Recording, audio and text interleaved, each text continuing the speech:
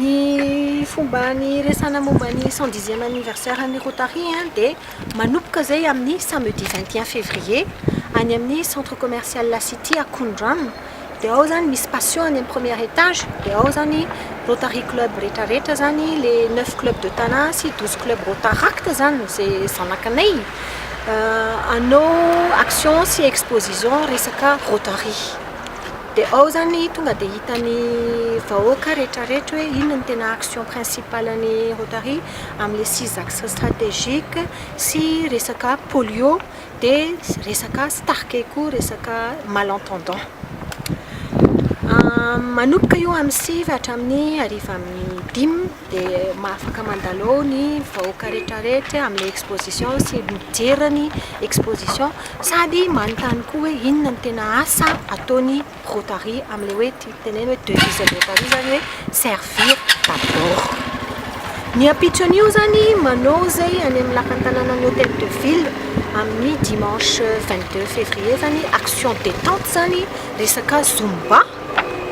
Dia tohizinay zany amin'ilay fêten'ny anniversaire ny 110e anniversaire miaraka amin'ny famille grande famille rotarien rehetrarehetra sy sponsor sy namanay rehetrarehetra sy nareo journaliste ny invité ao amin'ny io anniversaire io. Dia ny lundi 23 février tena hoe le jour J, azo teneny hoe jour J ny anniversaire ny 110e anniversaire ny Rotary. Io andro io zany tena manao lancement zay ny action rotarienne, tena le action be ny Rotary resaka starke resaka malentendant.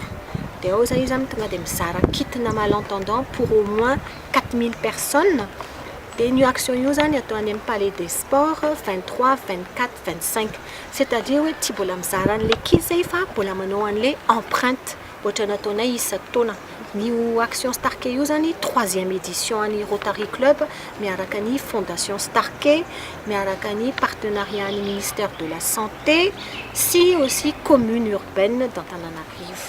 Zay ny partenaire anay amin'io telo andro io. Ny tohizina zany amin'ilay action starke amin'ny 27 sy 28 février misy action starke koa amin'ny prise d'empreinte any amin'ny Antirabe. Dia 29 sy 30 any amin'ny Tamatave. Zay. Dia io dikan'izany hoe manomboka amin'ny samedi 21 février hatramin'ny fin du mois zany, fin du mois de février, misy action na Rotary toute semaine io zany tena hoe lancement de la semaine du Rotary amin'ny resaka Rotary. Dia afaka manontany koa hoe ahoana ny idirana amin'ny Rotary zay action ataon'ny Rotary rehetrarehetra. Io zany chaque club fera une action amin'ny week-end ny 21 sy 22 février any amin'ny province. Zay. Dia ny tena hoe axe stratégique ny Rotary amin'ny taona ity zany tena hoe alphabétisation, adduction d'eau, dia tena hoe les santé mère enfant. Chaque club fera une action amin'ny week-end ny 21 sy 22 février any amin'ny province. Zay. Dia ny tena hoe axe stratégique ny Rotary amin'ny taona ity zany tena hoe alphabétisation, adduction d'eau, dia tena hoe les santé mère enfant. Voilà.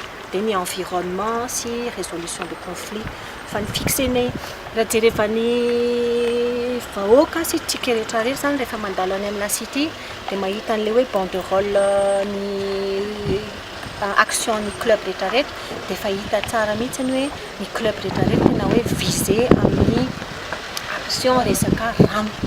Tena hoe priorité mihitsy ny rano, les alphabétisation sy les santé.